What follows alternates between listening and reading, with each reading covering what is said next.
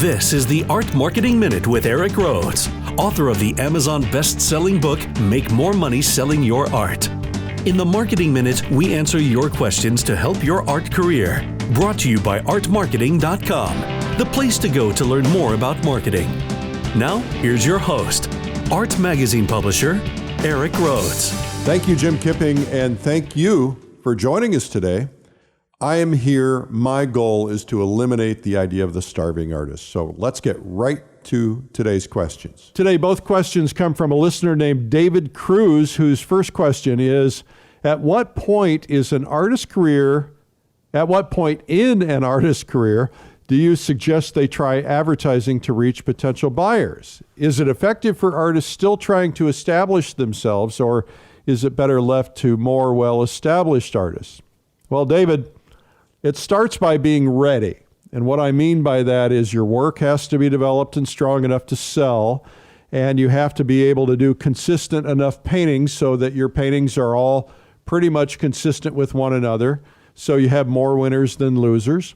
And you have to have that confidence to begin as fast as possible and never let up. And what I mean by that is that marketing becomes a lifetime commitment. If you're planning on selling art for your lifetime, you have to plan on marketing for a lifetime. I'm in business. I have to constantly be marketing. The minute I let up, my business stops. I don't have any more customers. That's the same for all artists. Now, there's various forms of marketing. Part B of your question, you said, you ask if it's effective for artists still trying to establish themselves to be marketing, or if it's better for established artists. The answer is yeah, both. But let me tell you a story about an established artist. He was famous, top of the game, really big deal, making lots of money, selling lots of art. In fact, he had such momentum that he decided he could save all this money on his advertising, and he stopped because everybody knew him. And he was okay for a while because he had a brand, he had some momentum, but his momentum was lost, and within a very short period of time, nothing was selling anymore. And as a matter of fact, he was out of sight and out of mind. All of a sudden, he wasn't being invited into shows. He wasn't being invited into galleries. And as I talk about, there's a thing called attrition. So people are always in and out of the market. The average gallery or artist loses 10% of their potential buyers every year simply because those people are out of the market for some other reason. But there's another group of people who may be coming in if you're refreshing that. Well, he wasn't doing that. And so all of a sudden, nobody knew who he was anymore. He was a has-been. I hate to use those terms, but he became a guy who went from being on top to being on the bottom, making nothing, and nobody knew who he was. He was contacting artists and other galleries, and they were like, sorry, don't know who you are. And so he had to reestablish himself and rebuild his career. He lost a lot of momentum, lost a lot of years because he had stopped. The minute you become an artist professional, meaning selling your work, you have to start working on your marketing. Even if it's a year out from when you plan to launch, you need to learn it. You need to make plans. You need to plant seeds. You need to develop strategy. You need to develop a marketing plan. Everything always takes longer than you think it will. We're all optimistic. Things take time, and you have to build momentum. Momentum actually helps sales, but you have to build momentum in the beginning, and it takes time to build momentum and experimentation and trying different things.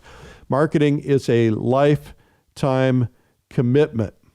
Your next question is, aside from quality, what are the major criteria that buyers look at to determine if a piece of art is worth paying $1,000 versus $10,000 for? Well, it's all perceived value, and perceived value is emotion. As a BMW 7 Series is the same car as a Bentley with a few extra touches, but it's $100,000 more in price. Perceived value comes from branding and looking successful, and that branding saying that you're successful in subtle ways. It comes from social proof, meaning other people, prominent customers who are buying your work, and it's visible that they are. Social proof could be being in the right gallery. Everybody knows that gallery sells paintings that are expensive. It comes from having courage, and it comes from a slow buildup of a collector base raising that collector base to buy your work and raising your prices a little bit every year, being invited to the right shows, being seen at the right places. And I saw one artist who had some courage. He put his price out there at $100K. He got it. All of a sudden, he was a $100,000 artist. So you cannot typically launch a career selling $100,000 paintings, although I've seen it done one time, but it was from a famous sculptor who switched to painting and just put a $100,000 price on his first painting and got it. Price is about perception, who you're seen with, being in the right galleries, getting into the right shows, into the most important museums, showing that your work is embraced and accepted at a high value. Now, I go into a lot of depth in my books and videos about pricing, but everything you want to accomplish in your art career, other than your painting ability, can pretty much be accomplished through some form of marketing. It starts with knowing where you want to go, why you want to go there, and then developing your strategy and your plan. I hope that helps. Well, this has been the Art Marketing Minute with me, Eric Rhoads. My goal in life is to eliminate the idea of the starving artist and to help your dreams actually come true. So if you want to submit questions, simply email eric@artmarketing.com. And to learn more about marketing ideas, you can visit artmarketing.com. Thanks for listening.